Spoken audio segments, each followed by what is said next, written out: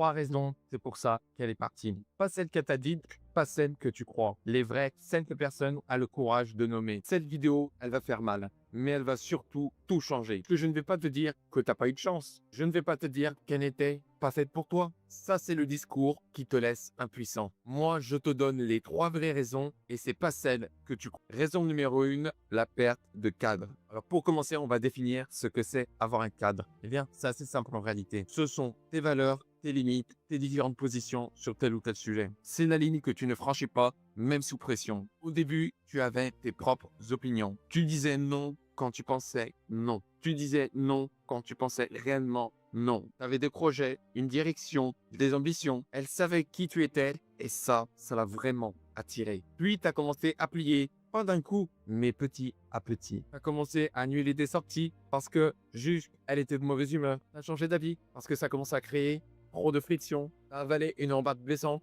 parce que tu avais peur du conflit. Tu as dit oui quand tu pensais non. Et à chaque fois qu'on te rassurait, tu te disais c'est ça, mais pas du tout. S'adapter, c'est intelligent. Se dissoudre, c'est se perdre complètement. Et elle le perçoit inconsciemment. Elle ressent quand l'homme en face n'a plus de colonne vertébrale. Quand ses positions changent selon l'humeur du moment, quelque chose commence à changer dans son regard. Elle t'aime peut-être encore à ce moment-là, mais elle ne te respecte plus de la même façon. Et sans respect, l'attraction fond doucement mais sûrement. Pense au dernier conflit important que vous ayez eu. T'as tenu ta position jusqu'au bout ou t'as capitulé pour avoir la paix? Sois honnête dans ta réponse, t'es là pour ça. Dis-toi que la perte de cadre, c'est pas un défaut, c'est bien et bien une erreur. Et comme toute erreur, elle se corrige, mais pour les corriger, il faut en avoir conscience que c'est une erreur. La deuxième raison, elle fait encore plus mal, mais je te garantis que tu vas te reconnaître dedans. Raison numéro 2, confondre amour et validation. L'amour, le vrai, tu le donnes librement, sans attendre de retour, sans calcul. La validation, c'est chercher dans son regard la preuve que tu en as fait assez, que tu es un homme de valeur, que tu as tout bien fait. Mais le problème, c'est que tu ne peux pas faire les deux en même temps. Quand tu surveilles si elle répond vite, validation. Quand tu analyses comment elle réagit à tes décisions, validation. Quand une remarque anodine te ronge pendant des heures, encore validation. Et ça, tu l'auras compris, c'est pas de l'amour,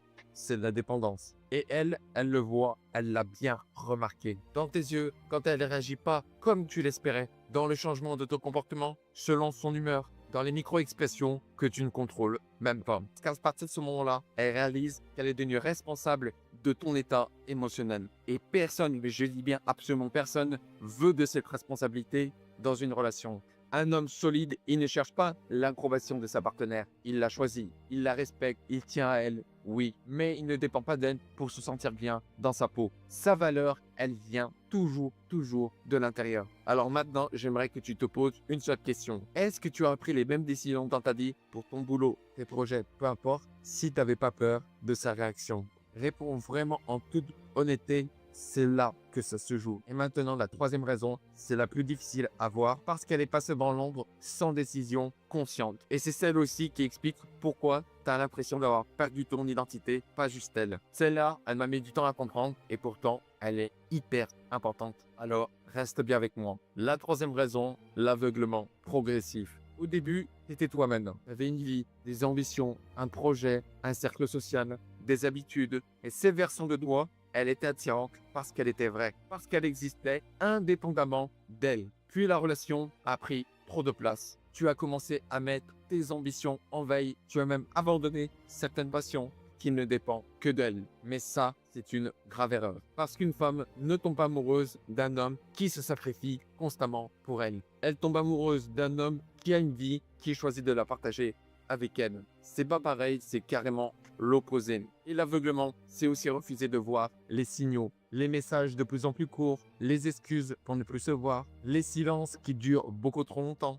Et tu as déjà vu ces signaux, j'en suis sûr. Mais tu as préféré te dire, bon, c'est pas grave, ça va passer. Parce que admettre quelque chose que ça ne va pas, ça demande d'agir. Et agir, ça demande toujours du courage. Mais là, elle est partie. Tu as réalisé que tu as construit ta vie entière autour de quelqu'un. Et sans elle, tu as l'impression de perdre ton identité. Pas juste une relation, toi. Et c'est ça le vrai problème. C'est la vraie leçon que tu dois retenir. Au début de la vidéo, j'avais promis de t'expliquer la distinction entre culpabilité et responsabilité. On y est, alors écoute bien. La culpabilité, ça colle une étiquette et ça paralyse. La responsabilité, c'est reconnaître ta part d'erreur et de l'assumer pour apprendre, pour changer, pour ne pas reproduire les mêmes schémas encore et encore. Donc maintenant, tu as deux choix. Le premier, tu passes les prochains mois à ressasser, analyser ces messages, attendre un signe, rester figé. Ou tu as le second choix, tu te regardes dans le miroir, tu identifies tes erreurs, tu travailles sur toi, pas pour elle, pour toi. Si tu as choisi la deuxième option, tu redeviendras l'homme que tu es censé être. Alors je te pose la question, quel homme veux-tu être? Maintenant, dis-moi en commentaire la raison qui t'a le plus touché et pourquoi. Si t'es encore là, pas mal. Ça prouve que ce que j'ai dit t'a touché et que tu t'es reconnu dedans. Et là, tu es peut-être à deux doigts de faire quelque chose que tu pourrais regretter. Et si tu as peur de faire cette erreur, j'ai une vidéo gratuite. Pas blabla, que du concret. Cette vidéo va t'expliquer ce qui se passe dans ta tête après une rupture et comment arrêter de souffrir immédiatement. C'est totalement gratuit et le lien est dans la description. Sur ce, je te remercie énormément de m'avoir écouté. Prends soin de toi et moi je te dis à très vite pour une nouvelle vidéo. Et ciao!